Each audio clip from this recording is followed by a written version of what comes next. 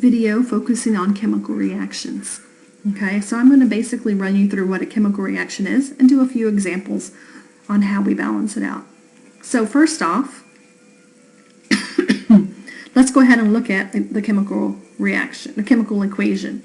All right, so we use an equation to describe a recipe. We're going to mix reactants together. We're going to react some things together, mix them together, and create new things. If we were making a cake, we would bring the flour and the eggs and the baking soda and the oil and all that together. Those would be all my reactants.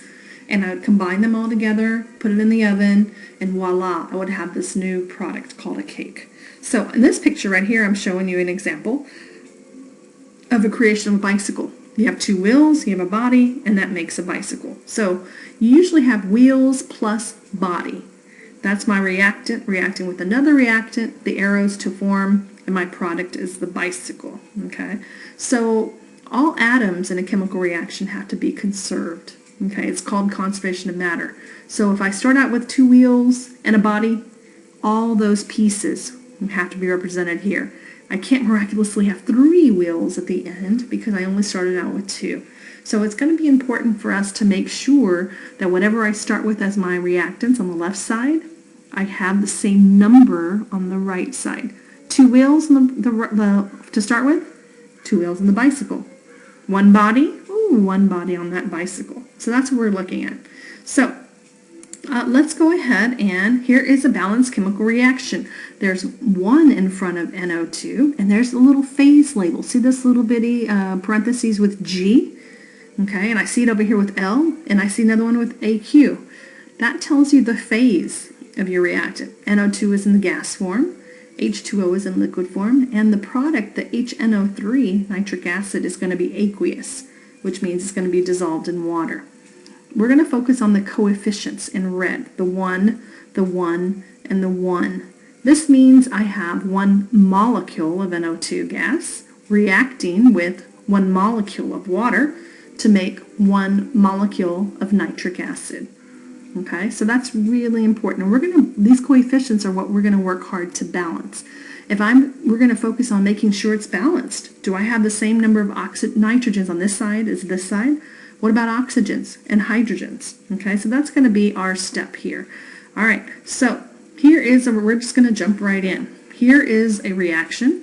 Hydrogen gas reacts with oxygen gas to make liquid water. Okay, let's balance it. Let's count.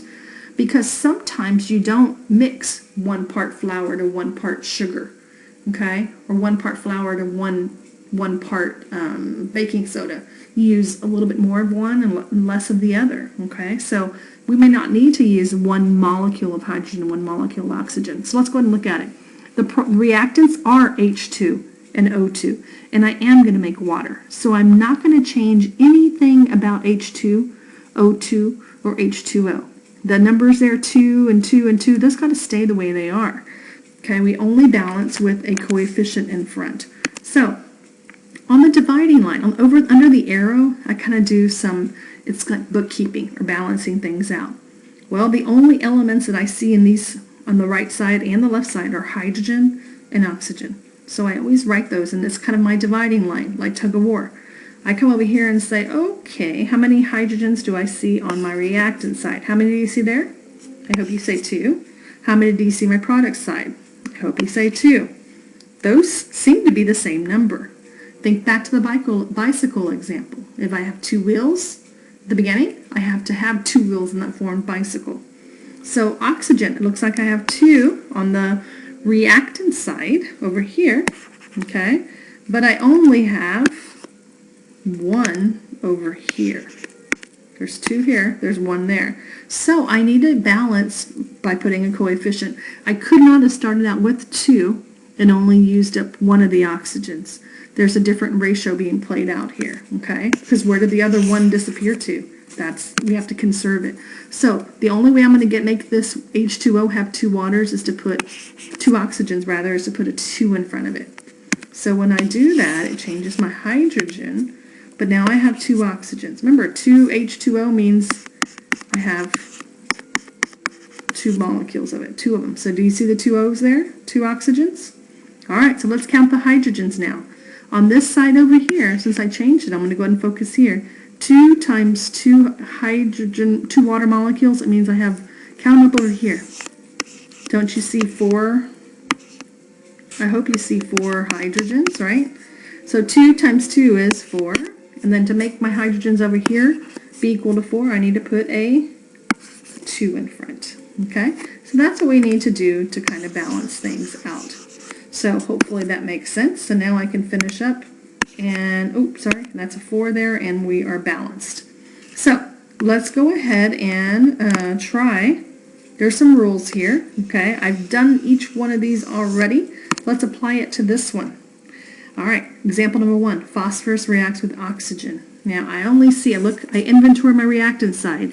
I only see phosphorus and oxygen. So it doesn't really matter which one I start with here. Oh, I probably should have started with, I'd like to say leave the element till the end, the diatomic second to the end. So let's do this way. And by the way, we're just balancing oxygen. So how many oxygens? I start on the side where I have the most oxygen. So over here I have 10. I hope you see 10 oxygens. Over here I only have 2, unless, because that's my coefficient here is automatically a 1. So what number do I need to put in front of O2 to make it equal to 10? I hope you say 5. That's 10 there. Okay. So that oxygen's balanced. So phosphorus over here, if I leave the simplest element to the end, I hope you see 4 phosphoruses there. That means I need to put a 4 here, and I am balanced. Okay. So that's kind of what we mean by trying to leave the simplest for the end, and there is that coefficient. All right. If you look at my cheat sheet, the 4 and the 5 up here relate to the 4 and 5 that you see in coefficient-wise. All right, let's try the next example. All right, this is a little bit more fancier.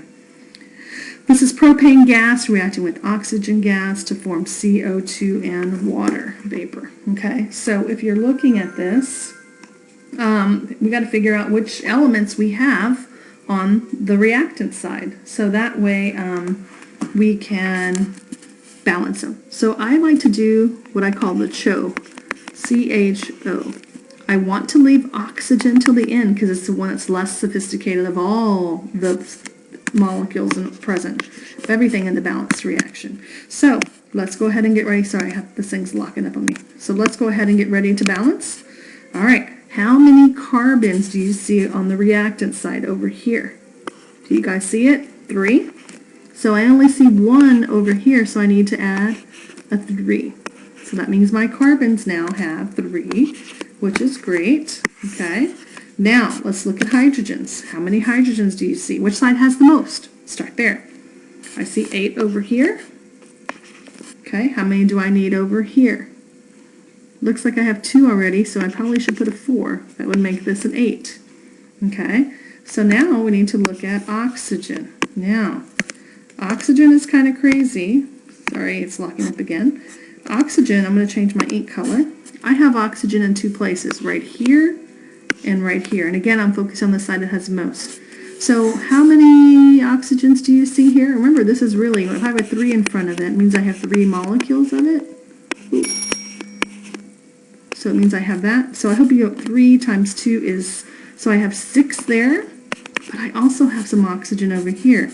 Again, 4 molecules of water. I'm going to draw it out. You can multiply it, distribute that 4, and it's implied that this is a 1, so I have 4 there. 10 oxygens on the product side, so that means I would need to have a 5 here.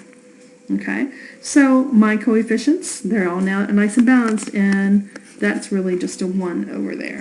Okay, so I hope this helps you kind of balance some things out. You have several other examples here to do. I just want to kind of give you a little bit of a flavor of things. Well, let's go ahead. Oh, no, yeah, I actually... Should we try these or not? Let's go ahead and try this very last one, okay? It doesn't look too terrible, just to kind of give you something to latch onto. Again, I'm just going to list the elements that I see, and I'm not including, see how this is Na2S? I'm just including sodium. That 2 is there to balance out the ionic compound. All right, let's start counting. Everything is complicated. There was no place for me to really, I didn't see any element or ion to leave at the end. Element or diatomic, sorry. Calcium, okay, this is because there's a mistake here. Let me fix that. Okay, so calcium, I have 1 over here and 1 over here. Chloride, I have 2 on the reactant side and 1 over here, so I put a 2 there. Sodium, I have 2 over here and 2 over there. And sulfide ion, there's 1, there's 1.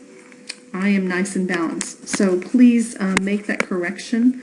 Calcium chloride should be CaCl2. Okay, so when you do that, there's really 1s in all of these other places that I have blank. There's really a 1 here, a 1 here, and a 1 here. All right, I hope this helps you with balancing a bit. Okay, thank you.